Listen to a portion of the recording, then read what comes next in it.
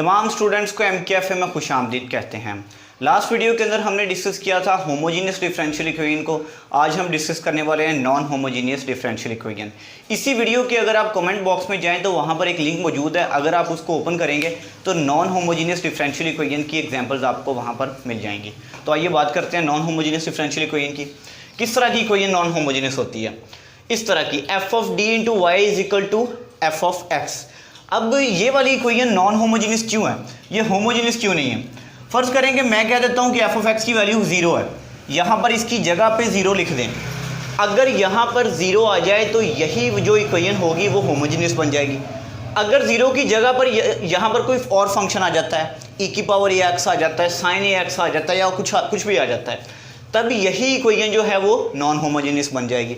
यानी होमोजीनियस के लिए ज़रूरी है कि यहाँ पर 0 हो, नॉन होमोजीनियस के लिए ज़रूरी है कोई और फंक्शन हो, non zero function.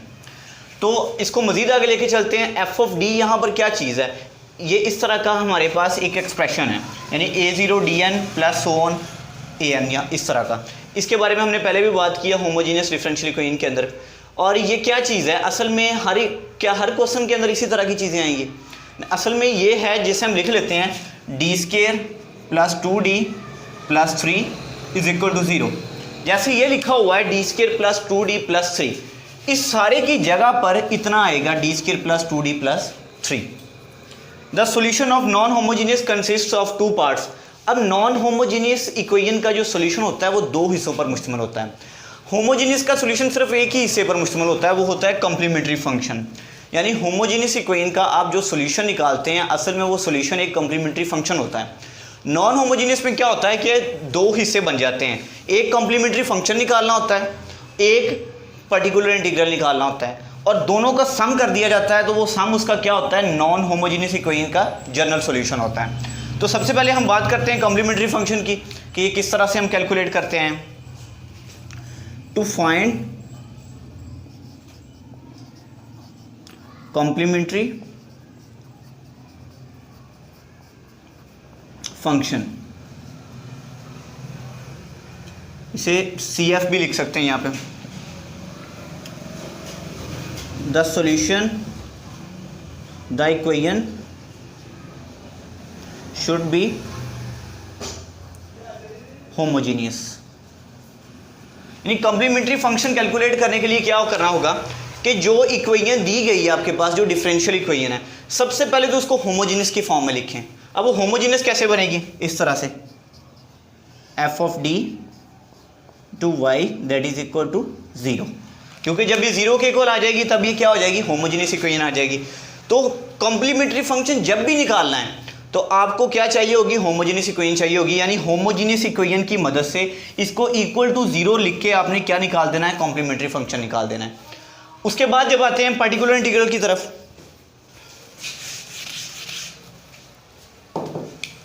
To find particular integral.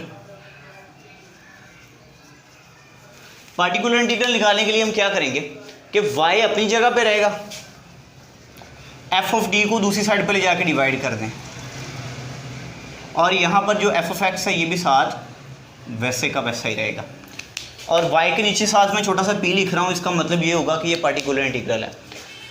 तो हमने यहाँ पे क्या किया है? f ऑफ d को इधर जाके डिवाइड कर दिया है और इसको आगे सॉल्व कर देना है। अब f ऑफ d और f ऑफ x मैंने पहले ही बताया हुआ कि ये आपके पास गिवन होगा। अब f ऑफ d चाहे जैसा भी हो, f ऑफ x जब चेंज होता रहेगा ना तो उससे फ़र्क पड़ेगा, बहुत ज़्यादा फ़र्क पड़ेगा। फर्स्ट कर लें कि हमारे पास f ऑफ x कुछ इस तरह का है, मैं इसको केस 1 का नाम देता हूँ। If f of x is equal to e(ax), अगर हमारे पास f ऑफ x e(ax) आ जाता है या e(2x) आ जाता है, a की जगह पे कुछ भी हो सकता है, यानी एक्सपोनेंशियल की फॉर्म में अगर आ जाता है, तो फिर हम क्या करेंगे? yp is equal to 1 over f of d, और इस f ऑफ x की जगह पे पुट कर दिया मैंने e(ax), क्योंकि असल में f ऑफ x की जगह पर ये आ रहा होगा क्वेश्चन के अंदर। अब इसको सॉल्व कैसे करना है? अब एक्सपोनेंशियल की पावर में यानी ax आ रहा है, इसका जो कोफिशिएंट है वो कौन सा है? a है, यानी x के साथ जो भी टर्म लिखी होगी उसको आपने d की जगह पुट कर देना है। 1 over f of E A x. X के साथ जो भी टर्म आ रही होगी उसको क्या कर देना है, आपने डी की जगह पे पुट कर देना है। और यहाँ पर जो एफ ऑफ ए है, यानी ए पुट किया है डी की जगह पर, उसका जो भी आंसर आया वो ज़ीरो नहीं होना चाहिए, क्योंकि अगर वो ज़ीरो आ जाए वो तो इन्फिनिटी हो जाएगा। इन्फिनिटी से हमने बचना है। तो फर्ज करें कि अगर वो ज़ीरो आ जाता है, if f of a is equal to zero, अगर फर्ज करें कि वो ज़ीरो हो जाता है कि हम पुट करते हैं, तो फिर क्या करना है, ये वाली जो इक्वेशन जिसमें डी लिखा हुआ है उसमें आपने क्या करना है, multiply the numerator bye x and differentiate the denominator.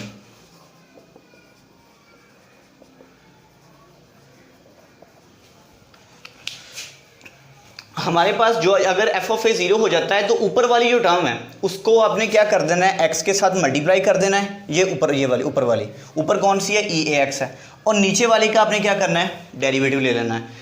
अगर फर्ज करें कि x को मल्टीप्लाई करने और नीचे वाले का डेरिवेटिव लेने के बाद फिर भी क्या होता है कि वो नीचे वाला यानी d की जगह पर a पुट करने के बाद वो ज़ीरो आ रहा है, तो दोबारा से फिर आपने क्या करना है, ऊपर x के साथ मल्टीप्लाई करना है और नीचे क्या करना है, दोबारा से डेरिवेटिव लेना है।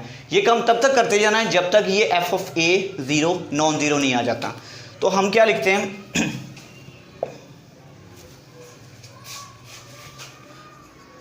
And provide the rule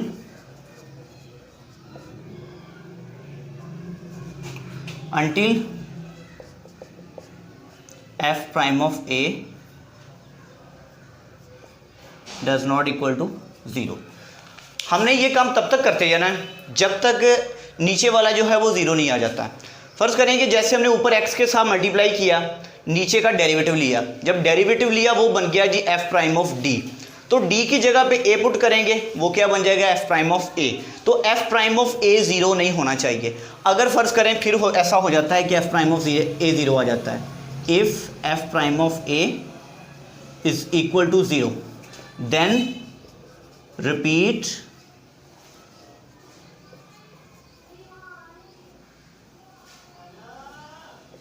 the above process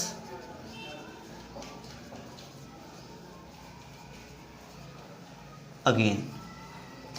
दोबारा से फिर हम वही काम करेंगे जो ऊपर किया है, यानी कि x को ऊपर मल्टीप्लाई करेंगे और नीचे वाले का डेरिवेटिव लेंगे, फिर f double prime of d बन जाएगा, फिर d की जगह पे a पुट करें, अगर फिर से ज़ीरो बन रहा है f double prime of a, फिर ऊपर x के साथ मल्टीप्लाई करें, नीचे वाले का डेरिवेटिव लें। ये काम तब तक करते जाना जब तक नीचे वाला जो है वो ज़ीरो नहीं, नॉन ज़ीरो नहीं हो जाता। तो हम बात करते हैं इससे अगले केस की, केस 2 की बात करते हैं।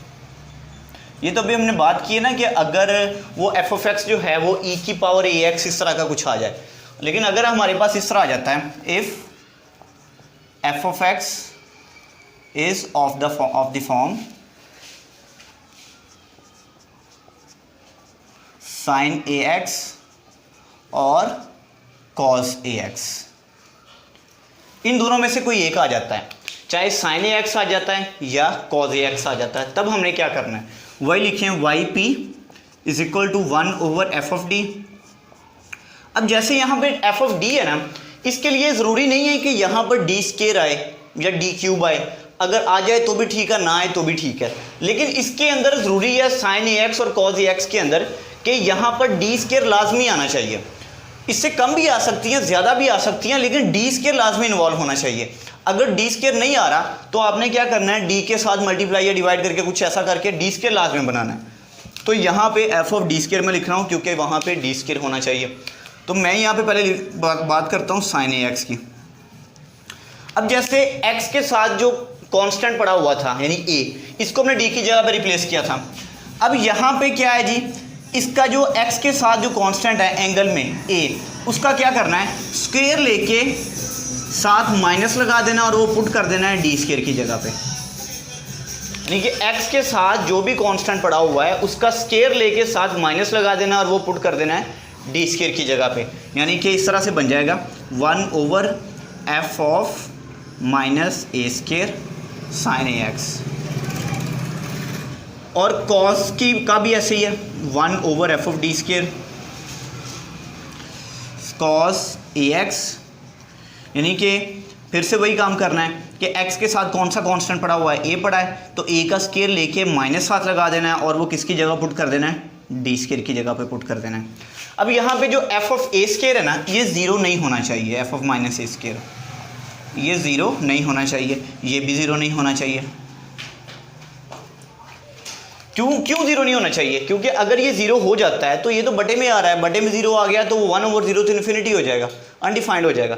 तो हमें इसको डिफाइंड ही रखना है, तो ये 0 नहीं होना चाहिए। अगर ये 0 आ जाता है तो फिर क्या करना है, जैसे पहले मैंने बताया सेम वैसे का वैसे ही कि जो नॉमिनेटर है उसको मल्टीप्लाई करना है x के साथ और नीचे वाले का डेरिवेटिव ले लेना है, और ये काम तब तक करते जाना है जब तक वो नीचे वाला नॉन ज़ीरो नहीं आ जाता। ठीक है, तो ये था केस 2 जिसके अंदर हमने साइन और कॉस की बात की है। अब हम अगले केस की बात करते हैं। अब बात करते हैं केस 3 की। अगर वो जो एफ ऑफ एक्स जिसकी हम बात कर रहे हैं वो कुछ इस तरह का आ जाए, if f of x, capital f of x is of the form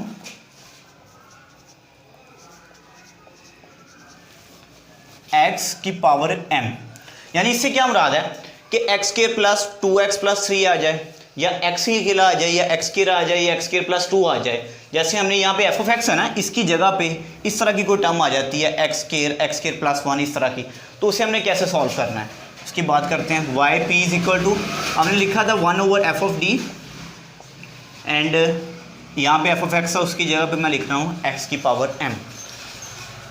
आपने इसके लिए क्या करना है, सबसे पहले तो जो नीचे है ना किसी तरह से 1 बनाना है, यानी कि कुछ इस तरह की फॉर्म बनानी है 1 प्लस एक्स, कुछ इस टाइप की 1 बनाना है, जो भी वहाँ पर एफ ऑफ डी दिया हुआ है या D square plus 2d plus 3 दिया हुआ है।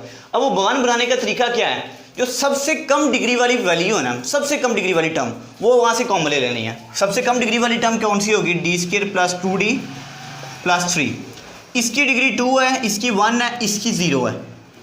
अब इसकी 0 है तो यहाँ से 3 कॉमन ले लेंगे, आप 3 कॉमन ले लेंगे, इसकी जगह पे रह जाएगा डी स्क्वायर प्लस 2d, इधर इसके साथ 3 डिवाइड हो जाएगा और यहाँ पे 1 आ जाएगा। ये 1 बनाना है। 1 बनाने का पर्पस क्या है, हमने पढ़ा है बाइनोमियल थ्योरम कुछ इस तरह का, 1 प्लस एक्स की पावर n, और इसे ओपन करते हैं 1 plus n x plus n into n minus 1 over 2 factorial plus x square plus so on. तो हमने ये बनाना है, जब ये बन गया तो बाइनोमियल थ्योरम वाले फॉर्मूले से उसको ओपन कर देना है और बाद में उसे सॉल्व कर देना है। अब ये 1 बनाने का तरीका मैंने बता दिया कि सबसे कम डिग्री वाली जो वैल्यू है ना वो यहाँ से कॉमन ले लेनी है, जैसे 3 या 3 यहाँ से कॉमन ले लेना।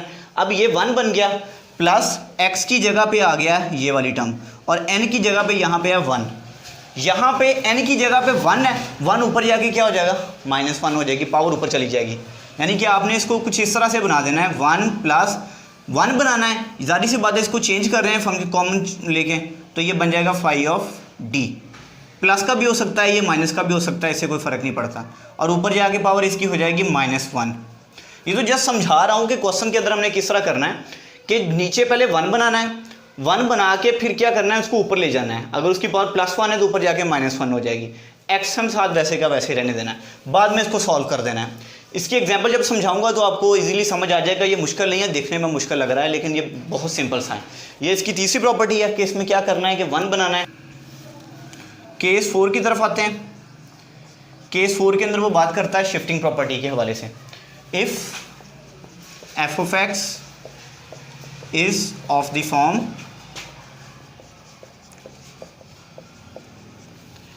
एक्स की पावर ई की power a x into v, यानी एक्सपोनेंशियल फंक्शन के साथ कोई भी मल्टीप्लाई हो रहा है, साइन मल्टीप्लाई हो रहा है, कॉस हो रहा है, एक्स हो रहा है, जो मर्जी मल्टीप्लाई हो रहा हो, उसके लिए हम क्या करते हैं, y p is equal to 1 over f of d, तो कैपिटल एफ ऑफ एक्स की जगह पे पुट कर दें ई ए एक्स वी। सबसे पहले इस पर शिफ्टिंग प्रॉपर्टी लगानी है। अब शिफ्टिंग प्रॉपर्टी कैसे लगानी, ई ए एक्स को इधर शिफ्ट कर दें, ई ए एक्स 1 ओवर एफ ऑफ, जब शिफ्ट किया है ना तो यहाँ पर इसका कांस्टेंट देखें कौन सा है, ए है ना, यहाँ पे कांस्टेंट आ रहा है, तो आपने क्या करना है, डी की जगह पे रिप्लेस कर देना है डी प्लस ए, यानी उसमें वो ए ऐड कर देना है जब आप इसको इधर शिफ्ट करेंगे। जब आप शिफ्ट करेंगे x के साथ जो भी वैल्यू आ रही होगी, जो भी एक कांस्टेंट आ रहा होगा, वो क्या कर देना है, d के साथ ऐड कर देना है। जहाँ जहाँ भी d आ रहा होगा वहाँ वहाँ पर आपने क्या कर देना है, ऐड कर देना है। फिर इसको साथ वैसे लेके चलते रहना है, इसके मुताबिक सॉल्व करना है। फर्ज कर लें वहाँ पे है साइन, या कह देते हैं साइन ax है, तो आपने क्या करना है, डी स्क्वायर की जगह पे माइनस ए स्क्वायर आपने पुट करना है, यानी वही काम सारे का सारा करना है। इसको साथ वैसे का वैसे लेके चलते जाना है। ये इसके 4 केस हैं। अभी एग्जाम्पल की बात नहीं की, सिर्फ हमने डिस्कस किया है कि हमने इनको कैसे सॉल्व करना है नॉन होमोजीनियस डिफरेंशियल इक्वेशन को। तो इंशाल्लाह नेक्स्ट वीडियो के अंदर हम बात करेंगे इनकी एग्जाम्पल्स पर। तो मैंने आप लोगों को पहले भी बताया था कि इनकी एग्जाम्पल्स आप लोगों को कहाँ पर मिलेगी, नीचे कमेंट बॉक्स में जाइएगा, वहाँ पर लिंक पड़ा होगा, उसे ओपन कीजिएगा तो एग्जाम्पल्स वाली वीडियो आ जाएगी। खुदा हाफिज़।